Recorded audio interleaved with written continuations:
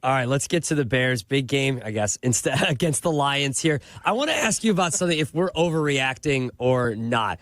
The comments yesterday from DJ Moore, or not, a couple days ago, from DJ Moore saying that he's thinking about vacation. It just kind of rubbed me the wrong way. Am I overreacting to that, or was he literally just joking and making light of it?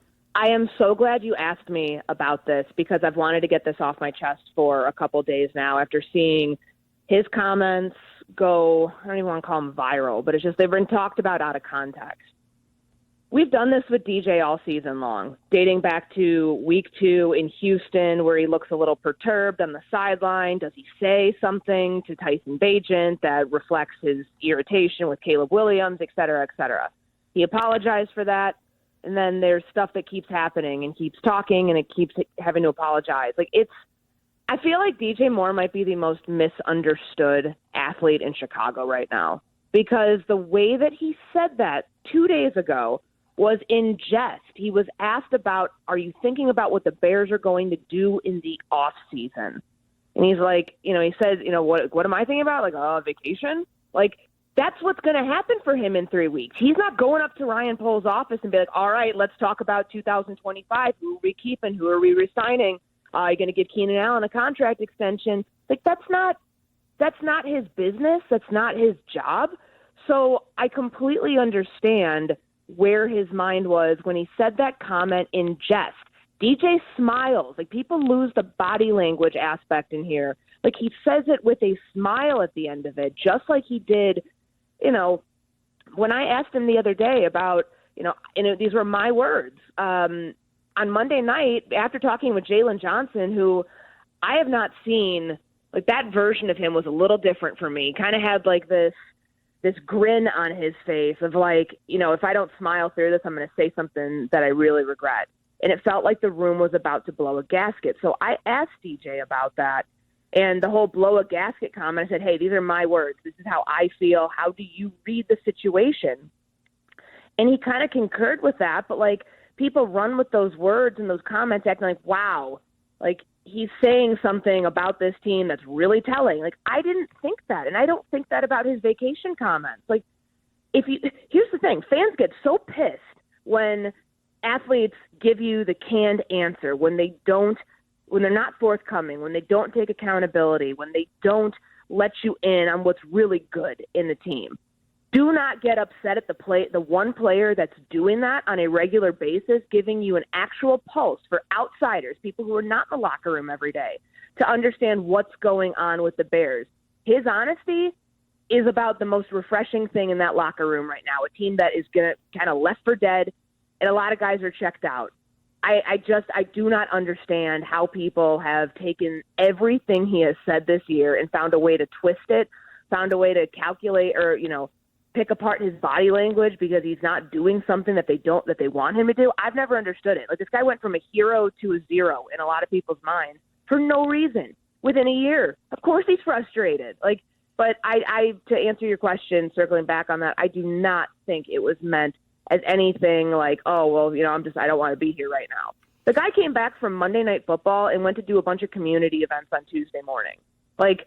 He's not checked out. He's not. He's probably the least checked out person on that team. Okay, so you put it that way, and it feels to me like everything around DJ Moore's overblown. And I'll just ask it simply, do you believe that he'll be on this team next year? Because that's been a bit of the conversation, too, that he's checked out. It looks like at times he's upset with Caleb Williams, obviously the body language, then the vacation comment. The way you're painting the picture, all of that has been twisted into something it's totally not, and he is locked in with the Chicago Bears. Yeah, he just signed a massive contract extension to be the highest paid receiver in team history, one of the highest paid players in team history. Of course he's going to be on the team next year. Nothing went right this year, and I would kind of be weirded out if there was some sort of silver lining.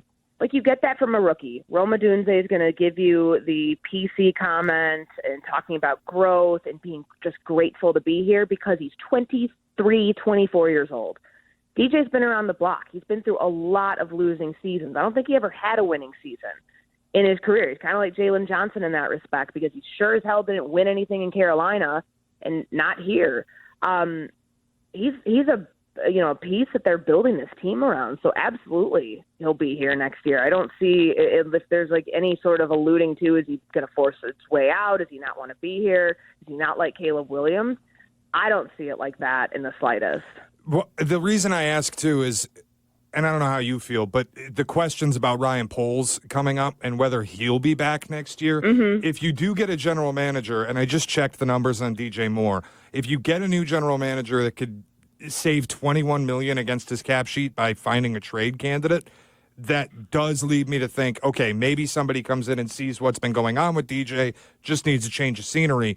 But are you at a place where you feel like Ryan Poles is locked in for 2025? I mean, I have no reason to believe that he won't be the general manager. I know that there's some speculation out there because of the power dynamic in the front office that he will be on the way out. And, yeah, what happens these next 3 games? Sure, could that change things? I guess. It's his roster. It's his decisions. But everything I've been hearing from the time that Eberflus was fired, in the immediate aftermath, and what goes on beyond that, everything I'd been hearing is that he is safe in this role, and that he will be the GM for 25. The Bears get a little bit healthier with Braxton Jones. I mean, they didn't really do much of a practice yesterday. It was just a walkthrough, so this is a perceived injury report. But is he expected to be out there and fully capable of playing on Sunday?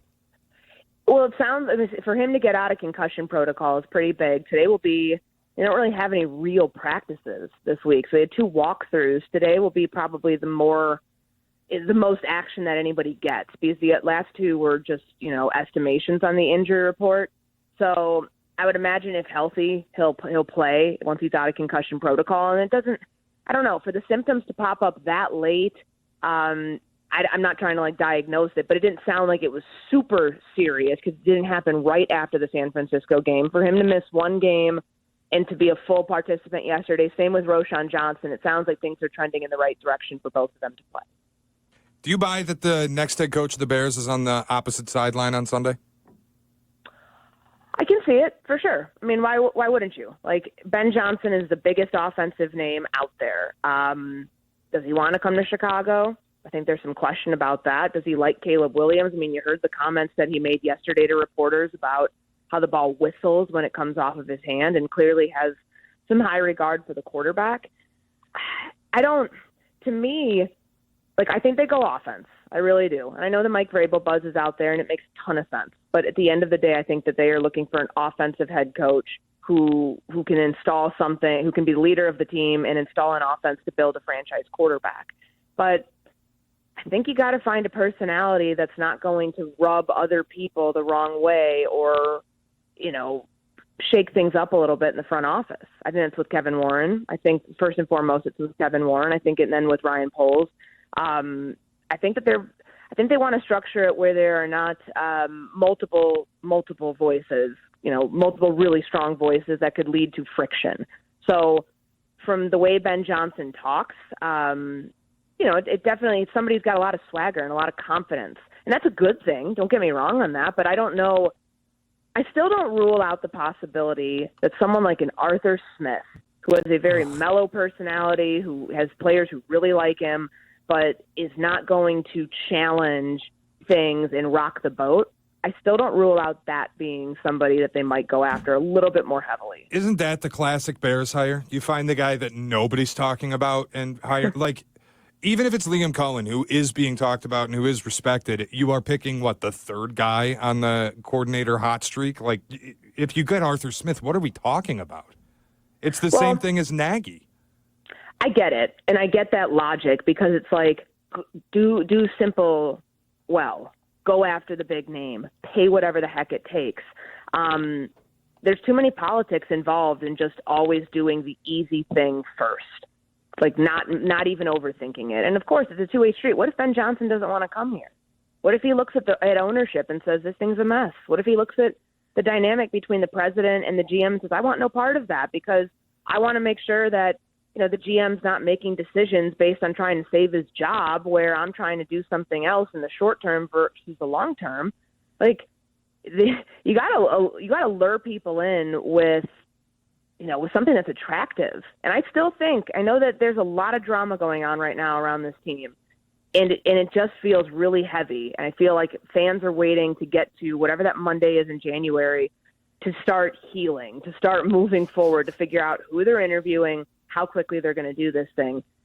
It's, I look at this and I wonder how many people are going to be chomping at the bit to sign up on the Bears' terms of things, no questions asked. I think there's going to be some pushback here, given how the season has played out, how ownership has played a role in these things, where things have gotten a little bit murky in the years past as they've tried to find head coaches and general managers and make it work. And the big question is, well, why is it going to work this time?